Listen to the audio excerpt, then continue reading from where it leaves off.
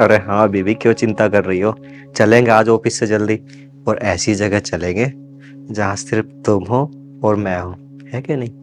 हाँ।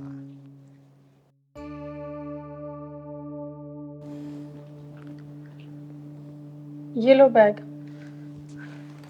अच्छा सुनो, मैं आ रहा हूँ ऑफिस, वहीं बातें करते हैं। ठीक है। हाँ ठीक है, बाय।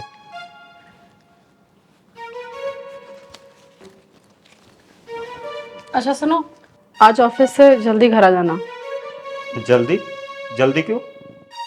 कुछ नहीं, बस कुछ काम है।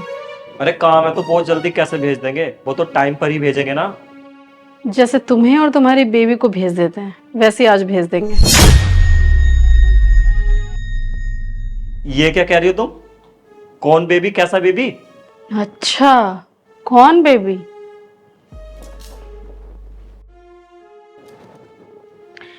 अब बताती हूँ कौन बेबी, जिससे तुम रोज कॉल पे बात करते हो, रात भर चैटिंग करते हो, जिससे मिलने के चक्कर में तुम जल्दी जल्दी में खाना तक सही से नहीं खाते, जिसका फोन नंबर तुमने अपने मोबाइल में मोनू के नाम से ऐड कर रखा है। तुम मुझ पर शक कर रही हो? तुम्हें क्या लगता है कि हम हाउसवाइफ हैं तो हमें पता नहीं चलेगा? हमें अपने पति की बात करने के तरीके से ही पता चल जाता है कि हमारा पति हमारा है या कहीं और मुंह मार रहा है। मुझे एक बात बताओ, जब तुम लोगों को ऐसा ही करना होता है तो तुम लोग शादी क्यों करते हो? क्यों किसी की जिंदगी के साथ खिलवाड़ करते हो? एक लड़की बचपन से सपना देखती है कि उसको ऐसा पति मिले जो सिर्फ उसके बारे में सोचे, किसी और की तरफ आंख उठाकर भी ना देखे, और अपना घर परिवार सब कुछ छोड़कर बस अपने पति के भरोसे वो एक अनजान घर में चली जाती है, जहां उसे कुछ टाइम बाद पता चलता है कि वो लड़की तो घर में है लेकिन उसके पति के दिल में कोई और। तो वही घर उस पत्नी को चुभने लगता है, और चुभेगा भी क्यों नहीं, क्योंकि जिस पति के भरोसे वो उस अनजान घर में आई है, जिसको उसने अपनी पूरी जिंदगी दे दी, अगर वही पति उसको धोखा दे, उसका विश्वास तोड़े, तो उस पत्नी का जीने का भी मन कैसे करेगा। हम पत्नियां पूरे दिन घर में रहती हैं, घर का काम करती हैं, पूरे दिन यही इंतजार करती हैं कि कब शाम हो और कब हमारे पति घर पे आए। और शाम को जब हमारा पति घर आता है और हमसे प्यार से बात तक नहीं करता और किसी और से फोन पर हंस हंस के बातें करता है, तो हमें कैसा लगेगा? पत्नी सोचती है कि उसके पति ऑफिस गए हैं, काम कर रहे होंगे, लेकिन पति जब तुम्हारे जैसा हो, जो अपनी पत्नी के अलावा किसी और को पसंद करने लग जाए, तो फिर वो पत्नी घर पर रहकर पूरे दिन यही सोचती है कि उसके पति कहीं उससे बात तो नहीं कर रहे होंगे, कहीं उसके साथ घूमने तो नहीं चले गए होंगे। पूरा दिन काटना भारी पड़ जाता है। अरुण, कभी तुम ये सोचना कि अगर मैं घर से बाहर जाकर जॉब कर रही होती और तुम घर पर रहते, और मैं किसी और आदमी को बेबी बोलती, उससे मिलने के लिए बोलती, उससे चिपक चिपक कर बातें करती, तो तुम क्या करते? मैं तो बर्दाश्त कर भी रही हूँ, लेकिन तुम बर्दाश्त नहीं कर पाते। मुझे कभी का डिवोर्स दे दिया होता तुमने, लेकिन अब मैं भी और बर्दाश्त नहीं कर पा रही हूँ।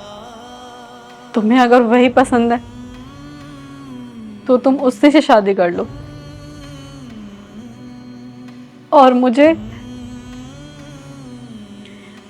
मुझे तुम डिवोर्स दे दो।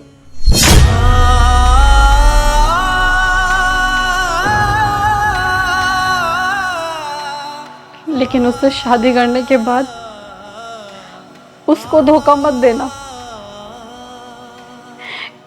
क्योंकि एक पत्नी को जब धोखा मिलता है ना, तो वो उसको बर्दाश्त नहीं कर पाती है। उसका दिल करता है कि या तो वो उसको मार दे या वो खुद मर जाए। नहीं मेनिका, तुम ऐसा मत बोलो। तुम मुझे माफ कर दो, मैं तुम्हें डिवोर्स नहीं दे सकता, क्योंकि मैं तुम्हारे बिना नहीं जी सकता मेनिका। मैंने जरूर कोई अच्छे कर्म किए होंगे जो मुझे तुम जैसी पत्नी मिली है। मेनिका, मैं तुम्हें खोना नहीं चाहता, वो तो मैं बस भटक गया था मेनिका, लेकिन आगे से ऐसा कभी नहीं होगा।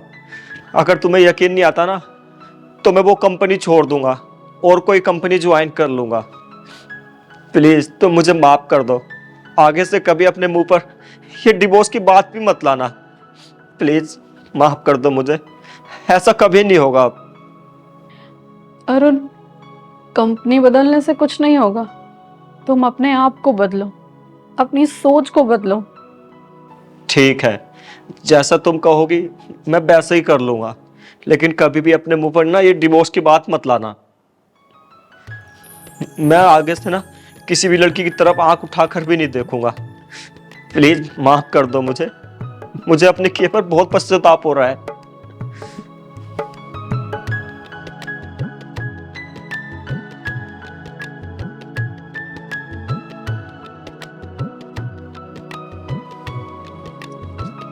तुम्हें कंपनी बदलने की नहीं, सोच बदलने की ज़रूरत थी, जो कि तुमने बदल ली।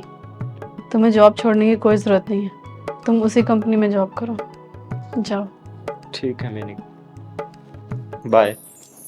बाय।